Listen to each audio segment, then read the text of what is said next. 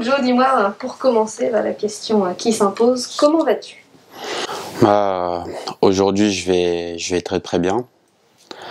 Et, et voilà, je suis là avec vous à l'interview, hein, la preuve. Comment tu vis, toi, ce début de saison de l'équipe?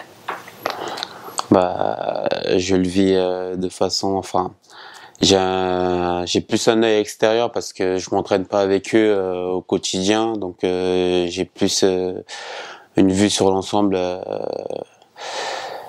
Enfin, pour ce début de saison, en fait, je pense qu'on a fait un très bon début de saison. Et pour un promu, c'est un très bon début de saison, malgré, on va dire, quelques moments difficiles qu'on a eu avec les deux défaites. Bah, on a su relever la tête avec la victoire contre Guingamp. Donc voilà, j'espère que ça va se poursuivre samedi prochain.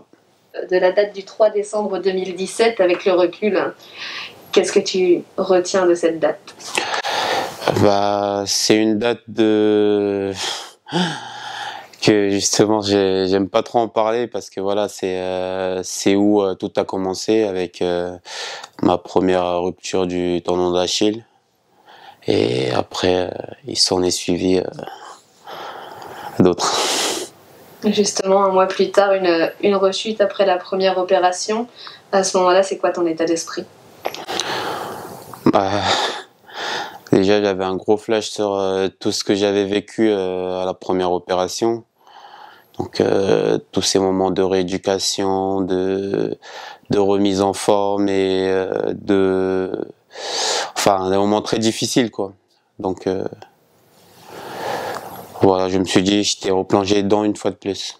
À ce moment-là, dans ta tête, est-ce que tu te dis que le foot c'est terminé ou pas? Non, non, non, pas du tout. Pas du tout. À aucun moment je me dis que le foot c'est terminé. C'est juste comme je viens de dire, je repense tout de suite à ces moments de rééducation que je vais devoir me retaper. C'est tout. Malgré ça, à ce moment-là, le club a décidé de te prolonger une année. C'était un geste fort, un geste symbolique. Et après la première blessure, c'est vrai que le club, avec le président Edwin, ils m'ont dit que malgré cette blessure, j'allais être prolongé, et j'allais pouvoir rester au club et retrouver mon niveau et puis voilà. En décembre 2018, après plusieurs mois de rééducation, te voilà sur les terrains. Et à ce moment-là, qu'est-ce qui se passe dans ta tête quand tu refoules la pelouse pour la première fois?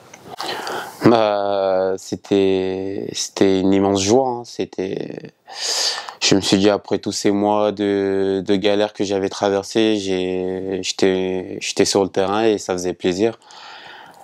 Et bah, c'était des moments de joie, quoi. C'est des moments de joie, tout simplement. Ça avait été une saison difficile sur le plan collectif au niveau du maintien, mais toi, tu avais fait une très belle deuxième partie de saison. Oui, exactement.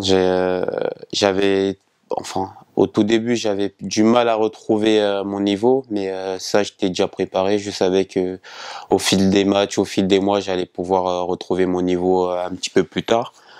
Donc, j'ai retrouvé vraiment mon vrai niveau à partir de la deuxième partie de saison. Donc voilà. Après, on a réussi à se maintenir et c'était bien pour tout le monde. On poursuit, on est en août 2019, la préparation arrive à sa fin, et là c'est un nouveau coup dur pour toi. Ouais, exactement. À l'entraînement, dernière semaine de prépa, c'était fin juillet, je me souviens, c'était lundi. Et là, pareil, rebelote, mais sauf que là, je prends un coup et ça se répète pareil. Donc là, pareil, je me replonge encore dans les souvenirs douloureux que j'avais eus et je me suis dit, faudrait se remettre au travail pour revenir encore plus fort. Et là, en plus de la rupture du tendon d'Achille, tu as une infection qui vient contrecarrer à nouveau tous les plans. Ouais, avec l'infection, en fait, c'était l'opération. Bah, à force de repasser plusieurs fois sur la même cicatrice, les chirurgiens m'avaient prévenu un petit peu qu'il y allait au niveau du risque d'infection, bah, c'était un petit peu plus élevé du coup. Donc voilà, ils ont fait ce qu'il fallait et malgré l'infection, bah, je vais pas mentir, c'était des moments vraiment très très douloureux et autant pour moi que pour ma femme, donc et pour ma famille, c'était des moments très douloureux, mais voilà, j'ai su relever la tête et avec l'aide de ma femme, de ma famille et surtout ma foi, j'ai pu me relever de tout ça et maintenant ça suit son cours. Parce que là, t'en parles comme si c'était rien, mais c'est une infection qui aurait pu être grave. T'as parlé notamment de la blessure d'un autre footballeur qui avait eu la même chose et qui avait risqué l'amputation. Oui, c'est bien ça. Enfin, après l'infection, je savais déjà que Santi Cazorla, c'est le même joueur qui a eu la même opération que moi. Il avait déjà subi les mêmes types d'interventions. Bah, du coup, j'ai commencé à regarder des articles un petit peu sur lui sur Internet et voir comment il a pu justement revenir sur les terrains.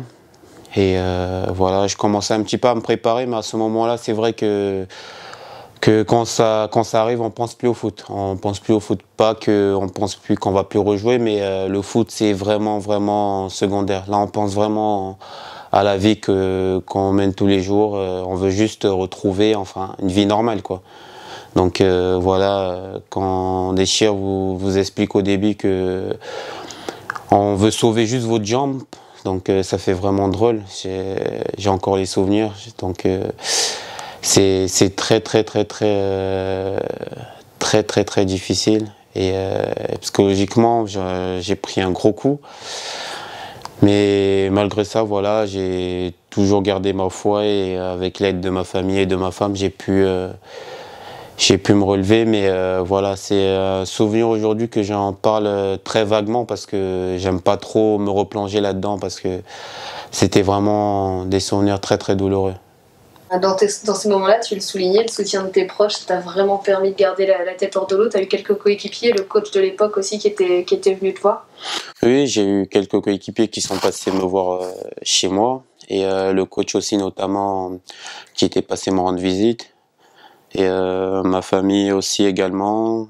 Et voilà, c'est surtout plus difficile avec la personne avec qui on vit parce que bah elle ressent justement tout ce que je ressentais. Elle était un petit peu à tout faire quoi. Donc voilà, avec ma femme, elle a su aussi être très forte pendant ce moment-là. Il t'a fallu quasiment 6 mois pour remarcher normalement, c'est ça? Euh, on va dire du mois de fin juillet à début février, j'ai pas pu remarcher. J'ai repris la marche que à partir du mois de février. Donc ouais, ça faisait très long. J'ai été, on va dire, alité chez moi pendant quasiment, on va dire, 8 mois, quasiment 8 mois. Donc plus le confinement qui s'est rajouté dessus. Donc je pense que j'ai dû faire toute une année confiné à la maison, quoi, en fait. Aujourd'hui, où est-ce que tu en es? Bon, aujourd'hui, ça va beaucoup mieux. J'ai passé des tests ISO à Clairefontaine là dernièrement et ça s'est très bien passé et aujourd'hui bah on va dire je me rapproche de plus en plus des terrains et mais il reste encore du boulot donc voilà. Je sais que je suis quelqu'un qui lâche rien et voilà, je ferai tout pour revenir sur les terrains et encore plus fort qu'avant. À quoi ça ressemble ton quotidien? C'est les soins, on te voit courir autour du terrain. À quoi ressemble une journée de Giovanni actuellement? Bah, actuellement, avec les tests que j'ai passés à Clairefontaine, ça a un petit peu évolué mes journées. Mais sinon, avant, c'était plus rééducation à la salle, que les autres coéquipiers ils disent que c'est mon temple. Mais voilà, c'est plus le matin, je partage la vie du vestiaire, ce qui fait aussi énormément de bien parce que passer presque une année confiné chez soi, c'est très difficile.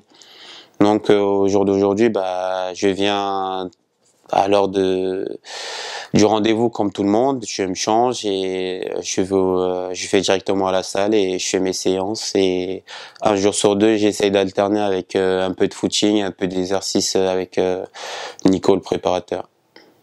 Tu as eu l'occasion de parler avec Fabien lors de son arrivée cet été de ta situation. C'était quoi ces mots? C'était ouais, on a échangé un petit peu. C'était prends ton temps et nous on va essayer de faire le maximum pour te remettre sur les terrains.